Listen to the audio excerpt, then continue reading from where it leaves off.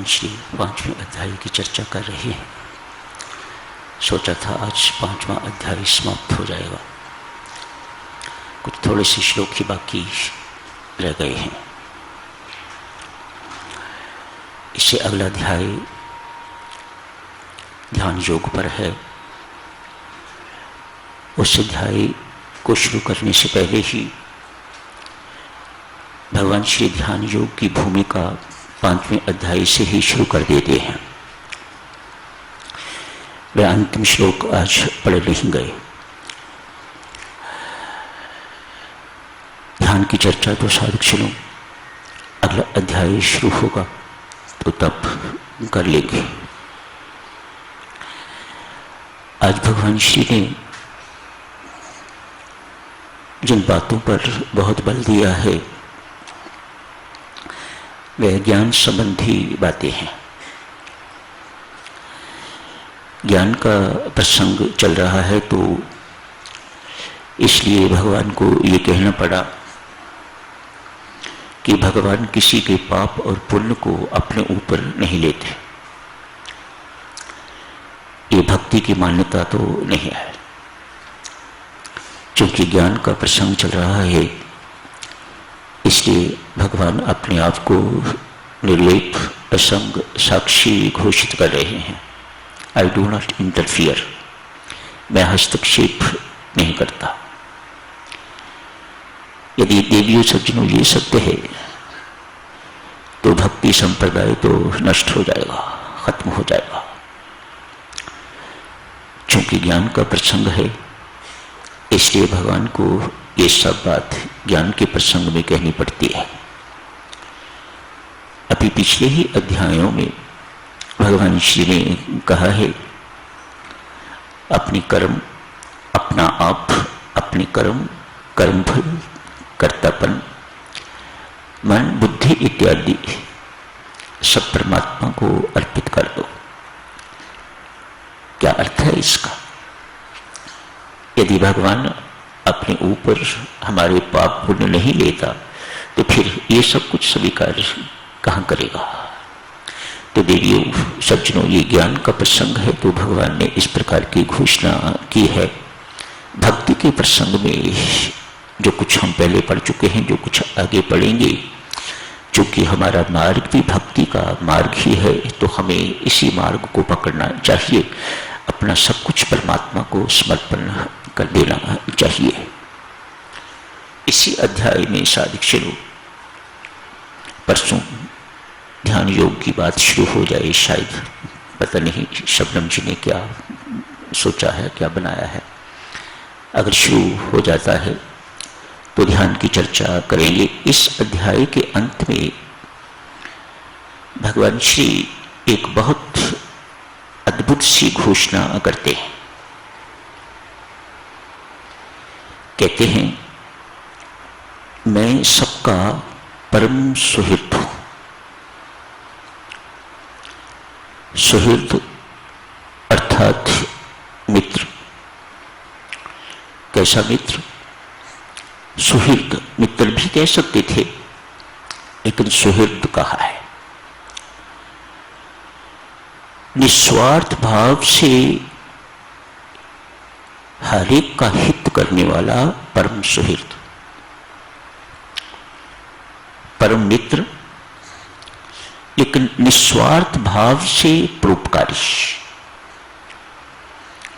किसी का अहित परमात्मा न सोच सकते हैं, न बोल सकते हैं और न ही कभी कर सकते हैं। संत महात्मा फरमाते हैं परमात्मा के इस स्वभाव को जान के भगवान ने स्वयं भी लिखा है, जो मेरे इस स्वभाव को जान लेता है, मान लेता है, वह परम शांति को लाभ कर लेता है। मेरे ऊपर कुछ घटित हुआ तो कोई संदेह नहीं, मानो परमात्मा के विधान में मेरा अहित नहीं हो सकता। आज बहू बहुत परेशान कर रही है सास को, तो सास यदि ये सोचे काहे की चिंता, भगवान सब कुछ करने कराने वाला है, मेरा हित तो नहीं हो सकता, इसमें कोई ना कोई भलाई होगी, तो तत्काल शांति आदमी को मिल जाती है। मानो मुख खोलने की जरूरत नहीं पड़ती, प्रतिक्रिया की आवश्यकता नहीं पड़ती। आदमी इतनी सी बात सोच के तो बिल्कुल शांत हो जाता है। आज बहू को सास तंग कर रही है। बहू यदि ये सोच ले किसी जन्म में मैंने इनको तंग किया होगा, जिसका बदला मुझे चुकाना पड़ रहा है, परमात्मा के हिसाब किताब में, विधान में कोई गलती नहीं है, कोई मेरा हित नहीं हो सकता, इसमें मेरा कोई भला होगा तो सब कुछ मामला शांत हो जाएगा। ऐसा ही देवी भगवान श्री स्वयं कह रहे हैं। जो मेरे इस स्वभाव को जान जाता है, मान जाता है, पहचान जाता है, वह परम शांति को लाभ करता है। एक गडरिया है, भेड़ चराने वाला, रोज जंगल जाता है, भेड़ें ले जाता है, सुबह ले जाता है, शाम को जिस जिसकी होती हैं उनके घरों में भेड़ों को लुटा देता है। आज एक संत से मिलन हुआ है। संत ने कहा, बंधु, मैं रोज परमात्मा को मिलता हूं, परमात्मा मेरे मित्र,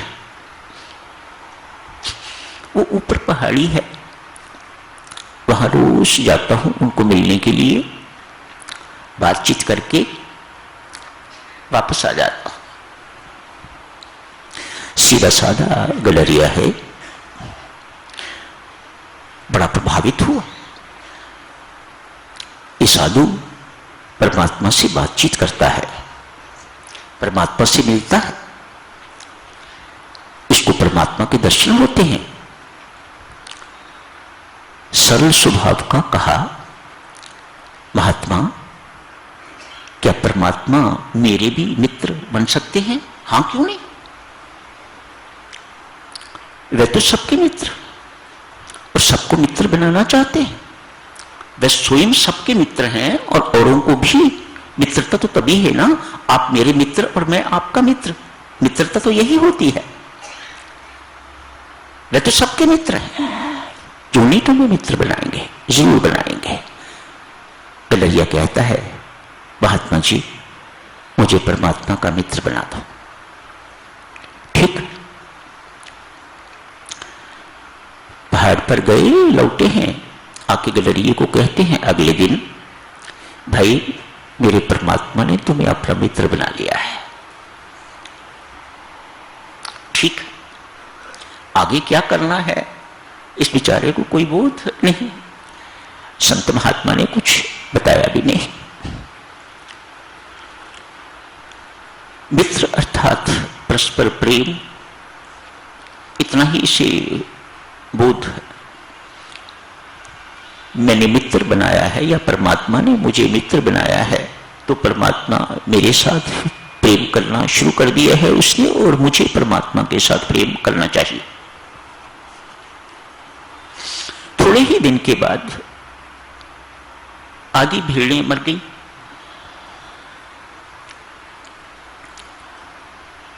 कुछ ही बीते होंगे, बाकी भी मर गई। गडरिया बहुत चकित है, जब से मैंने परमात्मा को मित्र बनाया है, मेरी भेड़ें मरती जा रही हैं, अब एक भेड़ भी मेरे पास नहीं रही। संत महात्मा से पूछा, महात्मा जी, ये अच्छा मित्र बनाया, जब से मित्र बनाया एक एक करके सारी की सारी भेड़ें मेरी मर गई। संत समझाते हैं, संसारिक दृष्टि से देवियों सज्जनों, यही लगता है कि परमात्मा बहुत कठोर है, निष्ठुर है। ये तो संसारी दृष्टि है। आध्यात्मिक दृष्टि, सच्ची दृष्टि, दिव्य दृष्टि क्या कहती है? संत महात्मा समझाते हैं, भैया परमात्मा परमात्मा जब किसी को अपनाता है तो पूर्ण रूपेण अपनाता है। वह नहीं चाहता कि इसका आधा हिस्सा मुझे मिल जाए और आधा हिस्सा इसका भेड़ों में रहे या परिवार में रहे। जब अपने साथ वह मोह जुड़वाना चाहता है तो दूसरे के साथ जहां जहां भी आपका मोह जुड़ा हुआ है वहां से वह तड़वाने की चेष्टा करता है। पीला तो होगी, ये काम आसान नहीं है, लेकिन परमात्मा के सिवा देवियों सज्जनों और कोई कर भी नहीं सकता इस काम को। आप स्वयं कर सकते होते, हम स्वयं कर सकते होते तो कब का कर लिया होता। ये अपने वश की बात नहीं है। परमात्मा परम सहायक बनता है दूसरों के प्रति जो मोह तोड़ के तो अपने साथ मोह जोड़ने के लिए। लगता तो यही है, परमात्मा बहुत कठोर है लेकिन परम हितकारी है। वह नहीं चाहता कि आपका मोह संसार के साथ, संसारियों के साथ जुड़ा रहे। संत महात्मा यहां समझाते हैं, भाई परमात्मा का विधान सुन लो। एक हृदय में परमात्मा और बेले दोनों साथ साथ नहीं रह सकते। वहां मामला भेड़ों का है, यहां मामला परिवारों का है। पुत्र पुत्री नाचने चाहते हैं और माता पिता नाचते हैं, उनके इशारों पर नाचते हैं। माता पिता आप जो जो बच्चे कहते हैं उसके अनुसार चलते हैं। बच्चों को अपने माता पिता की प्रत्येक कमजोरी का पता है। हम कमजोर,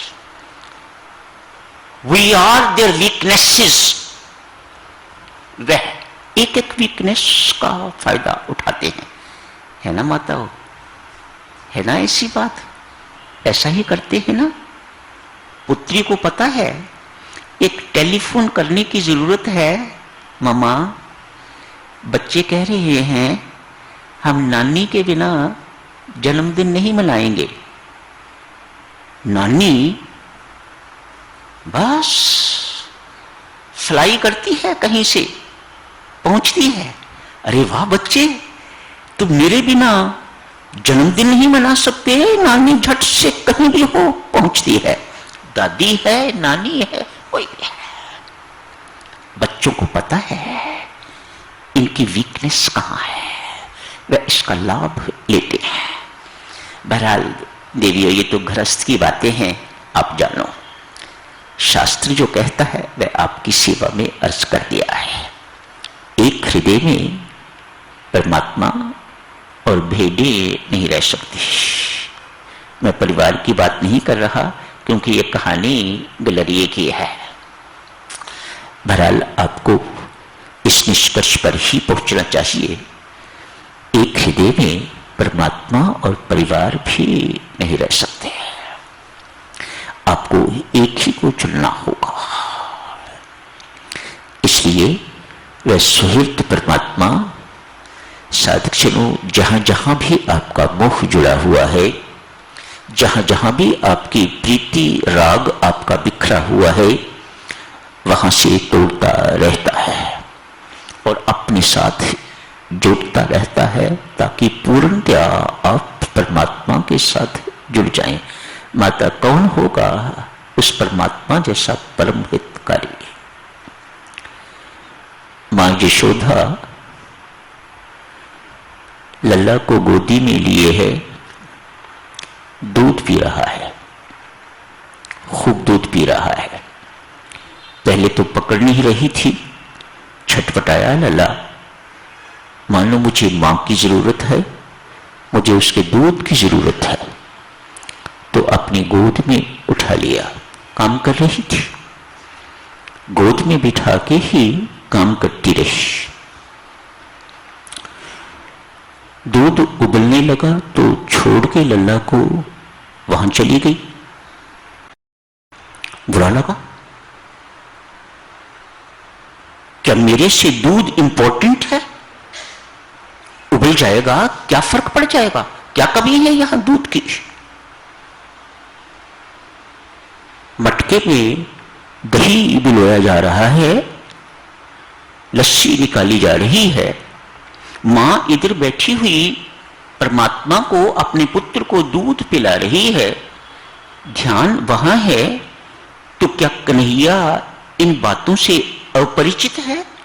क्या उसे पता नहीं कि मां मुझे मन से दूध, हृदय से दूध पिला रही है, या उसका ध्यान उस मटके में है, तो वहीं बैठे बैठे ही उस मटके को भगवान फोड़ते हैं, ताकि मां का मोह उस मटके के प्रति जो है वह टूटे फूटे और मेरे साथ होल हार्टेडली मां जुड़े। आप ऐसे परमात्मा को सुहृद कहोगे कि नहीं कहोगे?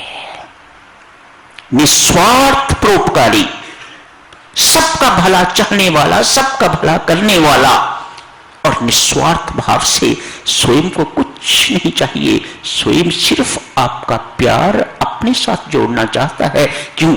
आपका भला इसमें है, आपका कल्याण इसमें है, इसमें उसका कुछ नहीं मिलता, उसको कुछ नहीं मिलने वाला, वह आपकी प्रीति अपने साथ पूर्णतः जोड़ना चाहता है। इससे कोई परमात्मा को फायदा नहीं है, आपका कल्याण, आपका मंगल इसमें है। तो यही समाप्त करने की इजाजत दीजिए।